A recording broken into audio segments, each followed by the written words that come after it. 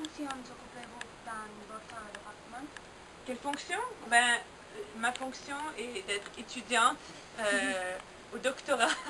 C'est pas vraiment une fonction, c'est comme vous. Je suis étudiante, j'apprends des choses, j'essaie des choses et puis j'essaie de faire avancer mon projet pour pouvoir publier, pour pouvoir mieux connaître des choses. Et pour contribuer à la science.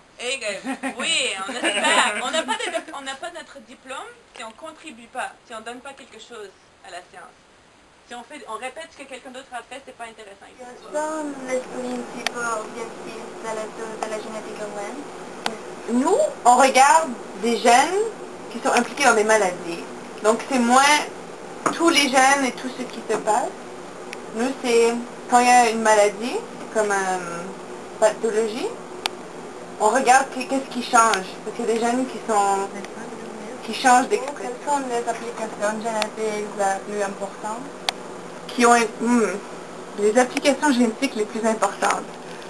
Moi, je dirais comme encore plus poussé que ça au niveau des études pour le cancer. Il y a beaucoup d'applications, de potentiel d'application.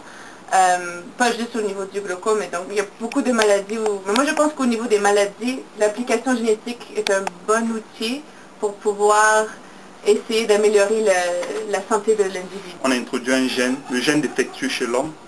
On l'introduit et ensuite on le donne à la personne. La personne maintenant, le virus va venir s'insérer dans la cellule et venir modifier le gène qui ne fonctionnait pas bien. Donc le virus va venir, il y aura une insertion et la personne va récupérer le fonctionnement génétique. Ça c'est une application. Une autre application classique c'est la PCR, Polymerase Chain Reaction. C'est une application qui permet par exemple d'identifier de manière spécifique une espèce dont on ne connaît pas. Une autre application, c'est pour savoir, par exemple, si on veut connaître le test de paternité. Quelles raisons croyez-vous qu'on pourra utiliser la modification à l'avenir? On commence sur des modèles animaux, on commence encore plus petit que ça. On commence au niveau des cellules, comme un petri dish. Après ça, on regarde sur le modèle animal. Et après ça, on commence à faire comme phase clinical trials, comme phase 1, phase 2, phase 3. C'est des étapes qu'on doit franchir et quand on sait que c'est sécuritaire, quand on sait que la personne ne va pas mourir parce qu'on lui donne quelque chose et que ça a un potentiel d'améliorer son sort, donc sa santé, vu qu'on a tous ces tests-là, toutes ces étapes à franchir, il y a un espoir donc on sait que ça marche pour certaines choses et puis d'autres fois ça ne marche pas. Donc pour ce qui fonctionne, on a l'espoir de pouvoir le suivre. Comment croyez-vous qu'elle développer la modification génétique au Québec en comparaison avec les restes du monde? Je dirais que, premièrement, si c'est des thérapies qui vont être approuvées, c'est à l'échelle du Canada. Comme c'est pas, il n'y aura pas des traitements pour des maladies ici qui vont être différentes qu'en Ontario ou au Québec.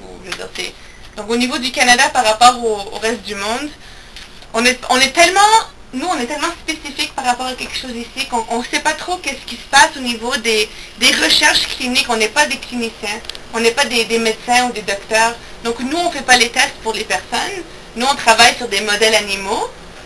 Donc, pour répondre à cette question, je ne suis vraiment pas là. Connaissez-vous les entreprises qui travaillent en modification génétique sur les humains? Non. Est-ce que toi, t'en connais?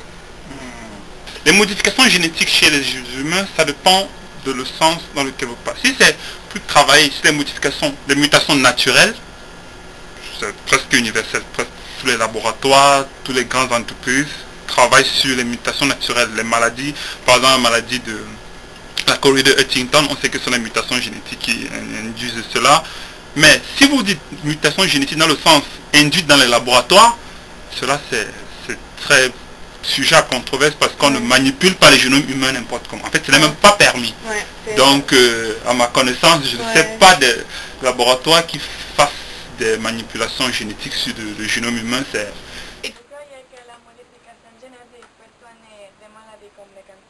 Absolument, oui.